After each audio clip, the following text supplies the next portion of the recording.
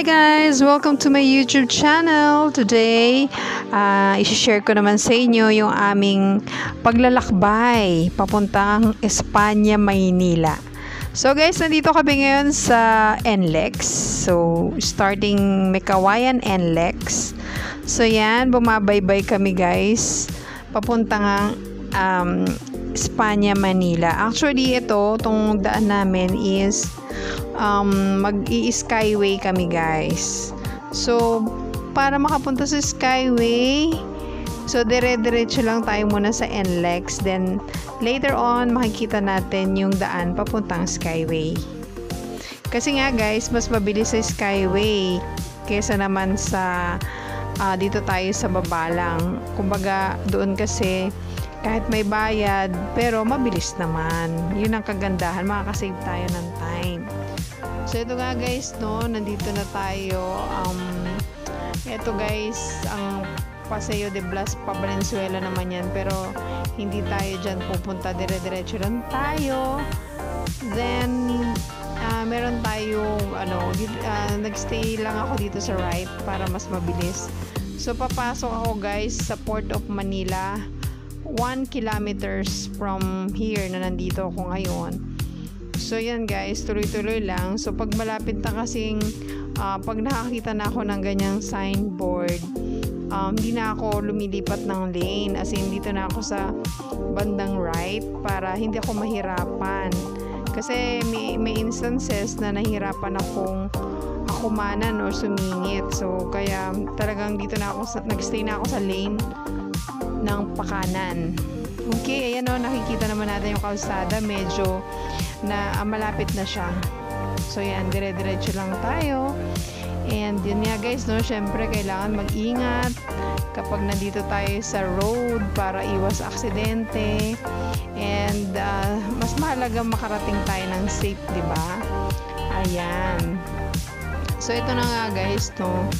So nakalagay naman dito is ayan, NLEX connector. So yan, magkakanan na ako dito. So yan, malapit na. So stay put lang. Actually pupunta kami guys sa dorm ng anak ko sa Maynila. And ihahatid ko siya mga hapon na ito. So siguro mga 4 PM to. 4 PM tama. So yan guys, as you can see, nagkakaroon na ng build up dito dahil nga papasok na, pakanan na yung ating sasakyan, ano. So dito nga tayo sa NLEX West Port of Manila. So yan, NLEX West Port of Manila. So as you can see, hindi naman traffic sapagkat this is Sunday ng hapon. Kaya mas mabilis yung biyahe kasi wala namang pasok, konti lang yung sasakyan. Kaya maganda rin magbiyahe pag ganito yung wala ganang sasakyan, tapos yun nga weekend, ayan, tapos dito tayo dadaan.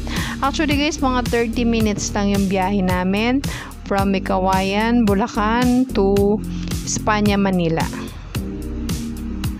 Yan, gumamit nga pala ako guys ng maps para sa hindi ako mahirapan. Kumbaga guide ko or yung Google Maps. Mas gusto ko siyang gamitin kaysa sa Waze. So try nyo rin siyang gamitin para mas madali nyong mahanap yung lugar and may guide kayo while driving. Ito na nga guys, no. So yan, nakikita natin. So marami siyang maraming daan na pwedeng kumanan. Wag kang kakanan kapag ganyan, ha, kasi mapupunta ka sa ibang lugar. So dito kasi guys, straight ahead lang, dire-diretso lang ang biyahe mo. Do may makikita kang daan pa kanan, wag kang pupunta doon, dire-diretso lang para hindi ka maligaw. Kasi ako ganyan minsan pag may nakikita akong papuntang pakanan, paminsan mali yung napapasukan ko. Kaya maganda talaga na titingnan mo yung mga signs para hindi ka maligaw. So yun, kaya dito pag papuntang Espanya, dire-diretso lang tayo dito sa road na to.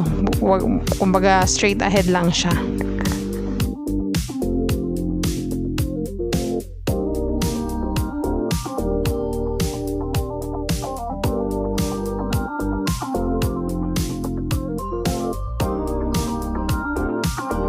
Ayan nga guys, no, as you can see, may mga signboard naman sa taas. Sabi nga dito, Port of Manila. So, dito ka lang sa either sa gitna or sa kaliwa. Kasi yung pakanan dyan, papuntang Valenzuela yan. So, straight ahead lang nga tayo dito. So, kagandahan naman talaga nito guys is yun nga, bukod sa convenient yung biyahe, since walang traffic, so yun. Kahit nagmamadali ka, sakto lang yung takbo mo kasi ito, may nakalagay naman dito up to 80 ang speed, so pwede naman. Yun. So, syempre, susundin natin yung mga nakalagay na signboard dyan. Huwag tayong matigas ulo. Kasi, para na rin sa safety natin while driving. Okay? By the way, guys, i-ensure nyo na may laman ng inyong yung ano nyo ha, yung auto sweep. Kasi, sa Skyway, auto sweep yung ginagamit. So, ensure nyo na may laman yan. So, mag-balance inquiry kayo muna via text message. Meron akong vlog na pwede nyo panoorin kung paano mo malalaman yung balance mo sa auto sweep. Ilalagay ko na lang guys yung link sa description para mabilis yung mahanap yung video. So, kasi ako talaga guys, bago ako umalis, chine-check ko, dino-double check ko kung magkano na yung laman ng auto sweep ko, kasi kung konti na lang loloadan ko using my BPI account. So ganun lang din, mabilis lang naman loadan yun, kesa naman ma-hassle ka pa na magpapaload ka pa dito sa taas. Adi mag-load ka na ahead of time para hindi ka na rin maabala na magpapaload ka pa. So pero kung hindi ka naman nagmamadali, dito ka na magpa-load, pero kung wala kang load, dapat keep left kasi dun ka magbabayad sa left side eh. So, mahalaga talaga na may load yung auto sweep mo. Okay? So, yun nga guys, since meron din silang designated speed limit dito, so, kailangan natin sundin or else, mahuhuli ka. Hindi naman, syempre, kailangan din sa ating, sa kaligtasan natin.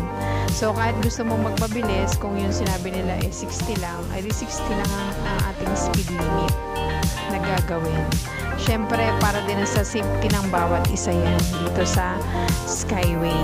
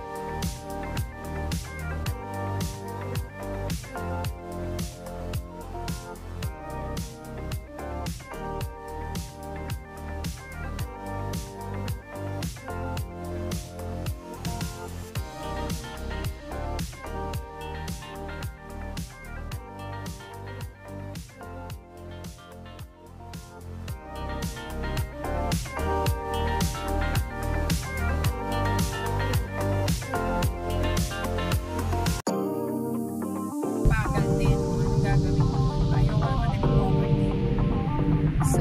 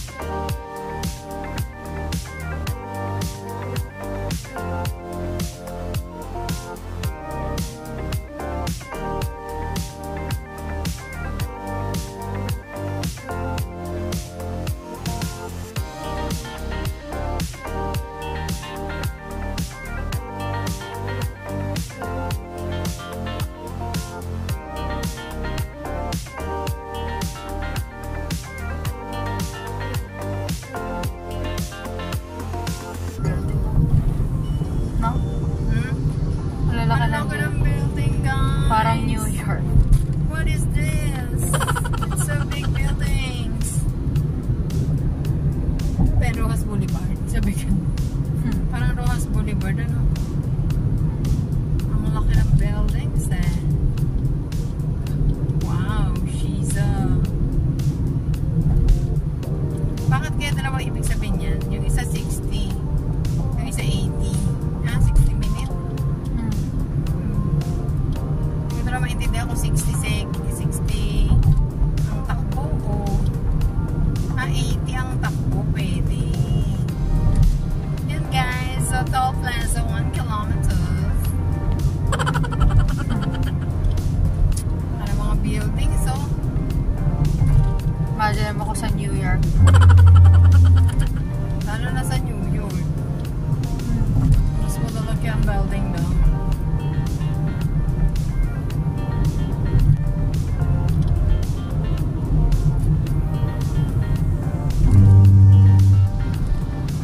Las Vegas. Keep right.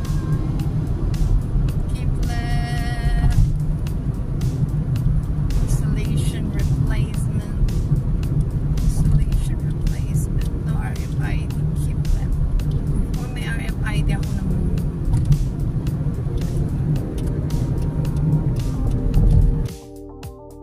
So ayan guys, malapit na tayo sa Espanya, 500 meters away na lang. So yan, after ng toll, nandiyan na yung Espanya exit. So ang toll fee guys, nasa 215 pesos. So okay na din, at least mabilis yung biyahe natin.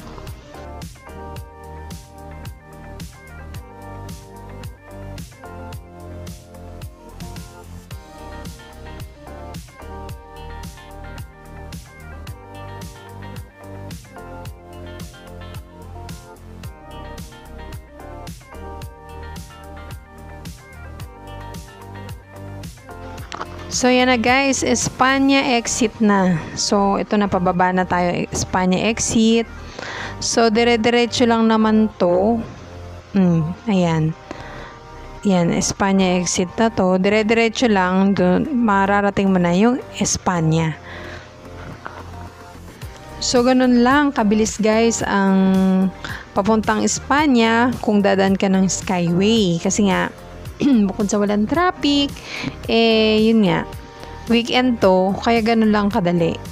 So, mga 30 minutes lang ang biyahe mo kung may sasakyan ka. Pero, ang mahirap kasi kung magko-commute, so, mga 1 hour. Kasi, syempre, i-count mo na yung pagpila sa AUB, sa jeep, or sa mga sakayan, 'di ba? Hindi ka naman agad makakasakay. Pero kung meron kang sasakyan, so ganun lang siya kabilis.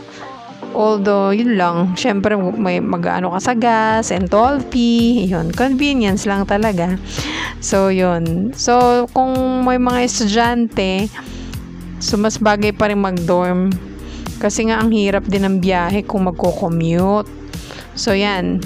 Ito guys, nandito na tayo sa Espanya niyan. So, ito na yung road ng Espanya. So, dire-diretso lang. Itong road na to, pag dire-diretso lang naman to. So, ito guys, malapit na UST dito sa Espanya na to.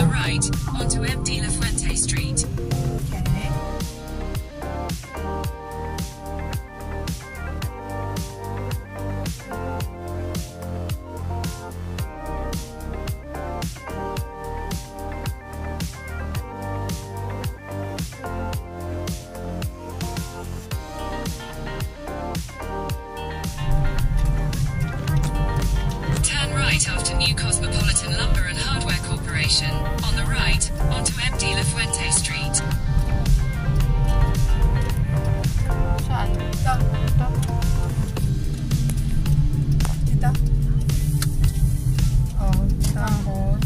In 300 meters, turn left after Fresh Salon and Spa, on the left, onto P. Margle Street.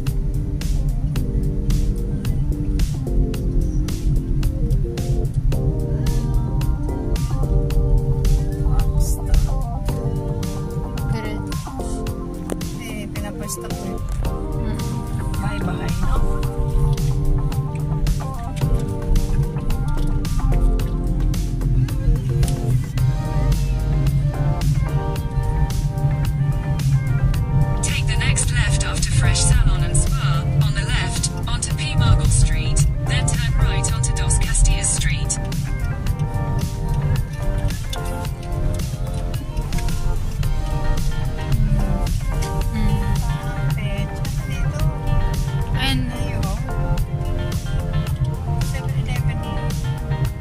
7-Eleven pala rito, buti na lang.